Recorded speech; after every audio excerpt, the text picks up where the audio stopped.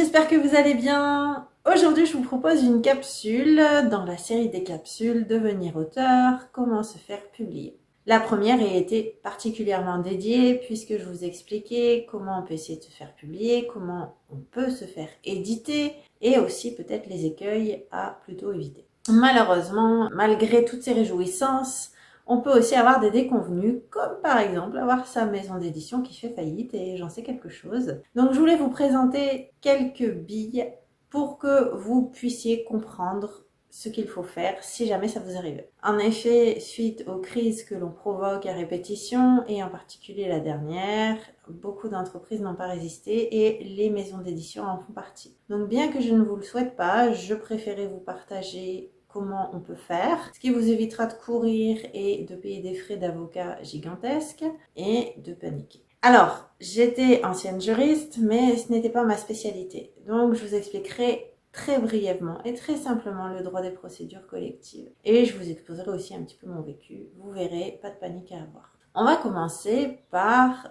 les droits d'auteur. Parce que si votre maison d'édition fait faillite, forcément, vous avez une créance, celle de vos droits d'auteur. Vous avez signé un contrat en échange duquel vous devez avoir une rémunération, c'est votre droit de propriété intellectuelle. Donc, que se passe-t-il si votre maison d'édition fait faillite? On va reprendre rapidement les étapes d'une procédure collective. Pour toute entreprise, à partir du moment où il n'est plus possible de payer le passif exigible avec sa trésorerie, on va faire un jugement d'ouverture pour essayer de redresser l'entreprise.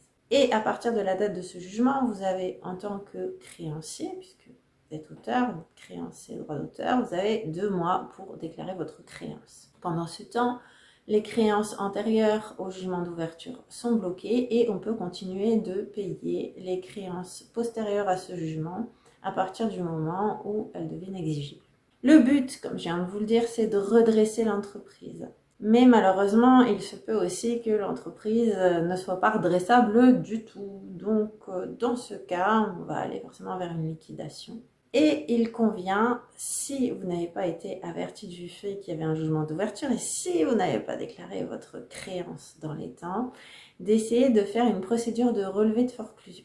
Rassurez-vous, le mot est bien plus technique, mais la réalité est plus simple. Pas besoin d'avocat, vous devez tout simplement faire une requête au greffe pour demander d'être relevé de forclusion. Et dans ce cas, vous aurez jusqu'à 6 mois après le jugement d'ouverture pour déclarer votre créance. Seul hic, il faudra payer un peu, c'est autour d'une centaine d'euros, je crois, ou alors 100, 180. En tout cas, vous retrouvez les informations très facilement. Ce qu'il faut vous dire, c'est qu'en général, il y a un mandataire qui est mis en place. Donc, vous pouvez le contacter, mais vous pouvez aussi appeler tout simplement le greffe du tribunal de commerce qui vous guidera dans la procédure si vous êtes complètement perdu. Car en effet, c'est ce qui m'est arrivé. Je n'ai pas été du tout avertie par la maison d'édition du fait qu'elle faisait faillite, ni même du fait qu'elle était en redressement judiciaire. Certains auteurs qui n'avaient déjà pas été payés, eux, s'en sont du coup forcément rendus compte, mais pas moi. Et c'est finalement en début 2023, via les réseaux sociaux et via d'autres auteurs, que j'ai vu le post passer qui nous avertissait de la liquidation. Donc, forcément, je n'avais pas pu déclarer la créance dans les délais. Et donc, ensuite, il nous a suffi de contacter le tribunal de commerce qui nous a aussi renvoyé vers le mandataire. Et ils nous ont expliqué très simplement comment faire. Donc vous voyez, finalement, pas de panique. Après, c'est juste à vous de voir si ça vaut le coup de payer des frais de relevé de forclusion par rapport à ce qui vous est dû. Car que se passe-t-il concrètement? Vous êtes en principe un créancier privilégié. Mais à l'occasion d'une liquidation, il est possible que malgré tout, il ne reste pas suffisamment d'actifs. Donc, vous n'êtes pas sûr de récupérer quand même à 100% ce qu'on vous doit. Normalement, il y a des chances parce que vous êtes créancier privilégié, mais on ne peut absolument pas vous le garantir. Donc, il faut franchement réfléchir à l'opportunité de payer des frais de relevé de forclusion si de toute façon, vous n'êtes pas sûr de tout récupérer. En sachant que si c'est peu aussi, enfin, bref. Donc ça, c'est un premier point. Que se passe-t-il donc pour vos droits d'auteur? Maintenant, il y a aussi votre contrat, parce que vous avez signé un contrat avec la maison d'édition. Que devient ce contrat? Pour ma part, je ne suis pas dans l'hypothèse où il n'y a pas eu de reprise. Du coup, je m'avance et je suppose que dans ce cas, évidemment, votre contrat est éteint, logiquement.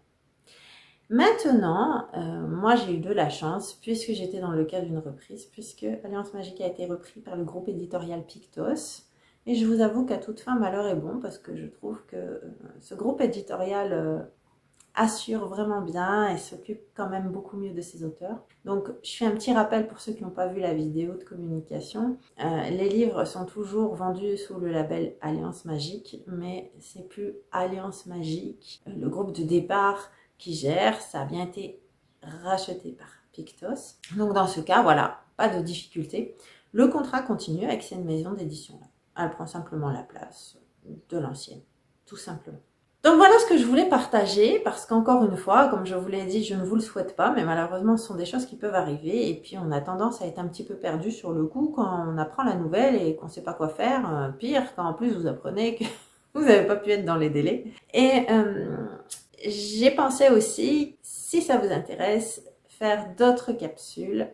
Par exemple, si on a des problèmes de violation de droits d'auteur, notamment, mais ça c'est un exemple, et toute coïncidence avec un événement qui pourrait être réel et bien sûr fortuit, il m'est arrivé d'avoir vu mon travail complètement dénaturé dans son exposé par une chaîne qui s'est permise de parler de mon livre pour vendre ses formations et évidemment ne pas m'inviter. C'est une atteinte au droit, il y a des règles.